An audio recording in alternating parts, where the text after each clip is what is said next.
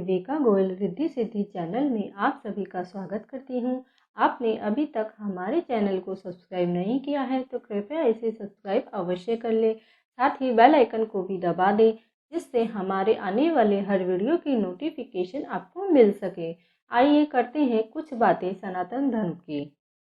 बैसाख को हिंदू वर्ष का दूसरा महीना मानते हैं।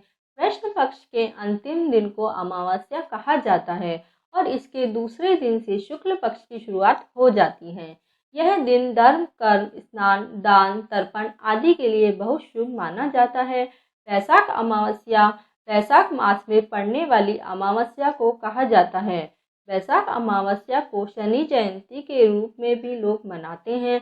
ऐसी मान्यता है कि त्रेता युग का आरंभ इसी माह से हुआ था, जिस कारण बैसाख अमावस्या का महत्व कई गुना बढ़ जाता है। बैसाख अमावस्या के दिन पूर्ण विधि विधान के साथ पूजा पाठ किया जाता है, जिससे भगवान प्रसन्न होकर अपने भक्तों के साथ सभी कष्ट और सुख दूर दूर कर देते हैं। आज के दिन व्रत करना बहुत ही शुभ फलदायी माना गया है। आइए जानते हैं बैसाख अमावस्या की पौराणिक कथा। बहुत समय पहले की बात है। एक ब्राह्मण था जिसका नाम धर्मवर्ण था।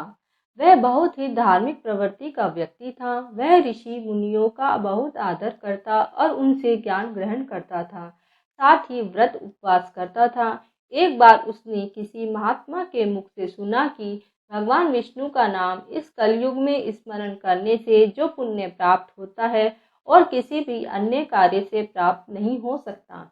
जो पुण्य मनुष्य को अन्य युगों में भी पुण्य यज्ञ करने से प्राप्त होता है, उससे भी अधिक फल मनुष्य को आसानी से इस घोर कलयुग में भगवान का नाम सुमिरन करने से प्राप्त हो जाता है। बस सन्यासियों की यह बात धर्मवर्ण के मन में घर कर गई है और वह इस संसार से विमुख होकर विरक्त हो गया और उसने संन्यास ले लिया। धर्मवर्ण संन्यास लेकर इधर उधर भ्रमण करने लगा। एक दिन घूमते घूमते वह पितृलोक में जा पहुंचा, जहां धर्मवर्ण ने देखा कि उसके पितृ बहुत कष्ट में हैं।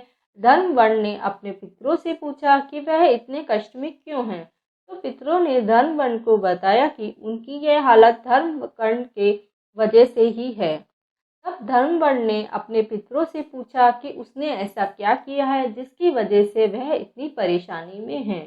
तब पितरों ने धर्मवर्ण को बताया कि उसने इस संसार से संन्यास ले लिया है, जिस कारण उनका पिंडदान करने के लिए कोई भी शेष नहीं रहा, जिस कारण उन्हें इतने कष्ट भोगने पड़ रहे हैं।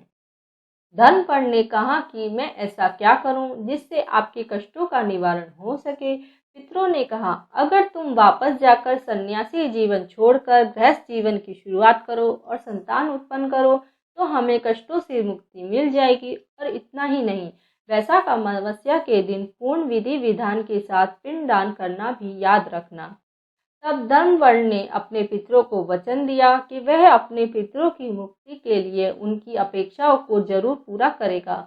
और धर्मवर्ण अपने संसारी जीवन में वापस लौट आया और बैसाख अमावस्या के दिन पूरे विधि विधान से उसने पिंडदान करा और अपने पितरों को मुक्ति दिलाई। आशा है आप सभी को यह पौराणिक कथा पसंद आई होगी। यदि पसंद आई है तो वीडियो को लाइक, शेयर और कमेंट करना ना भूलें। इसी के साथ मैं विवेका गोयल आप सभी से विदा लेती हूँ। फिर मिलेंगे अगले वीडियो में नई जानकारी के साथ। राधे राधे।